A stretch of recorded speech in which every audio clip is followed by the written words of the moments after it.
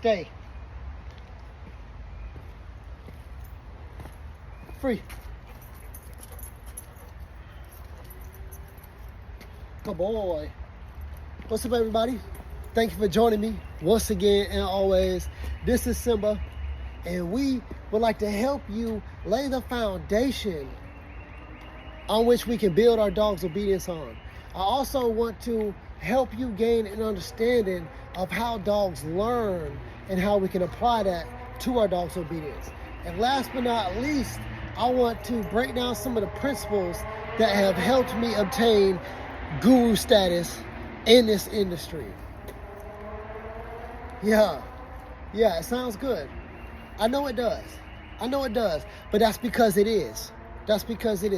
Real life, true story, honest to God. Before we get into the depths of this video, I feel the need to express my firm belief that game is meant to be sold, not told. Right? But I also believe in giving the people what they want and what they need. So let's get it. The foundation that we are building is all about communication. Communication is the cornerstone that we are going to build on, right? That's it. That's what it all comes down to.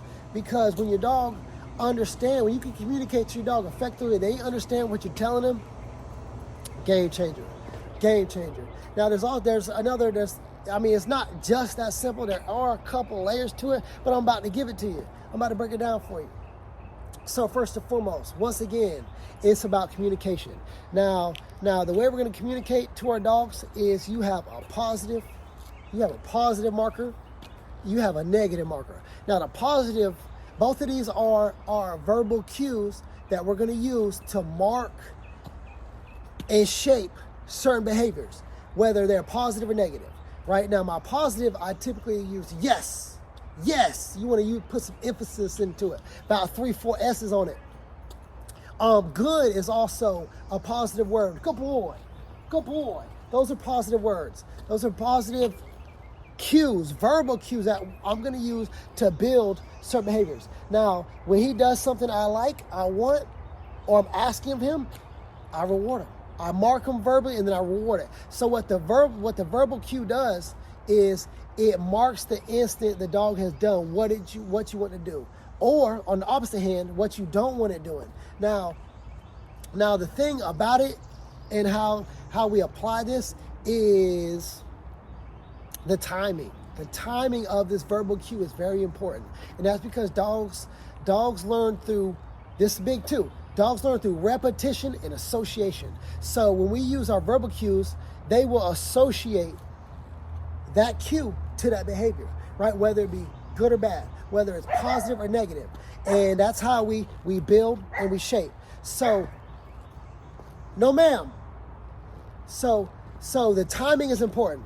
You communicate to your dog what you want, whether positive or negative, and then you want the dog to associate that cue with the behavior, right? Now, one of the important things is to also understand is that dogs have about typically tops a 3-second window before they understand or not what they're being rewarded for or reprimanded for, right? That's important. So, for example, Simba, free. Place.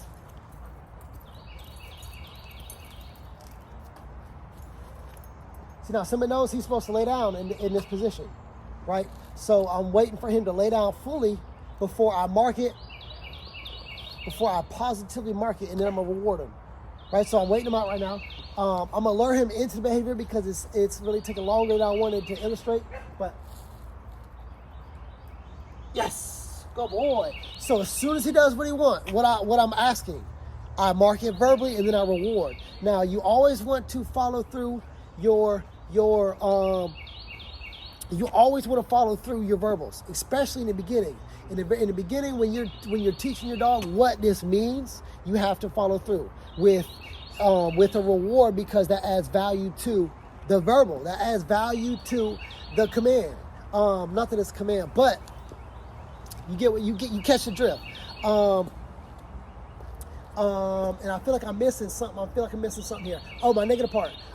So now that's my positive. On my negative, now my negative marker applies to any behavior you find unacceptable. Jumping, biting, barking, digging, scratching, whatever, pulling. You can mark this behavior, any behavior you do not like, you can mark it verbally, and your dog will associate that verbal cue with the behavior. So now on the positive hand, we follow through with a reward. On the negative, we have to enforce. We have to enforce whatever boundary they're breaking, so to speak. So say, for example, my dog's jumping on me. Say Simba is jumping on me. I would mark that behavior verbally, and then I would push him off of me, right? So what I'm doing is I'm enforcing that boundary. That's really what it comes down to.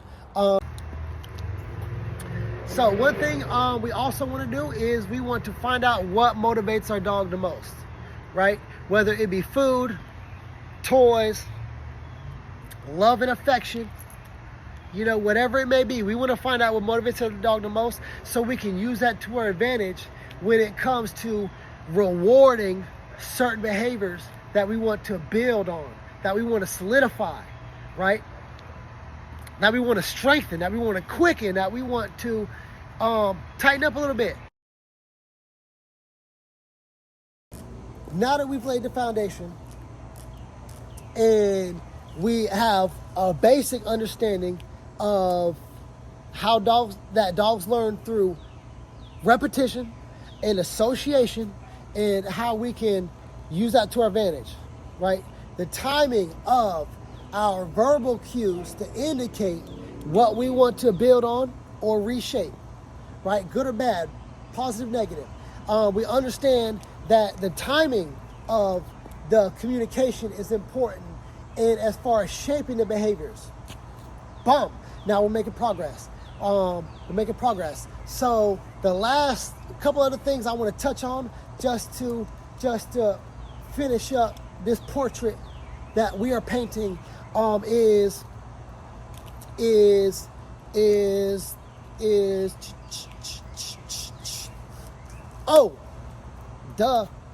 one thing you hear me speak on often is pack leader mentality, right? Dogs are pack animals, right? Before they became domesticated and became man's best friend, they were pack animals. So they still have this mentality. So one thing we need is a pack leader mentality, because dogs are pack animals, once again, and they think in terms of pack. And one thing about a pack is a pack has structure, right? So we need structure. Dogs need structure. Now, when we get into the pack leader, one thing we need to understand, and the best way for me to illustrate this is a totem pole, right? You as the pack leader need to be at the top, right? Calm and assertive. Calm and assertive are the two traits of a pack leader. And the way we assert ourselves as the pack leader is enforcing boundaries. Another great way to assert yourself as the pack leader is obedience training. It's a wonderful way to not only build your bond with your dog, but to also assert yourself as the pack leader, right? Wonderful way. And typically people have problems with their dog doesn't listen to them because they don't assert themselves as a pack leader. They may let their dog get away with too much. They may not set the boundaries. So the dog doesn't view them as the leader, right? So then the dog feels as though they can do what they want. And that's typically when people have the most problems. And then I get contacted.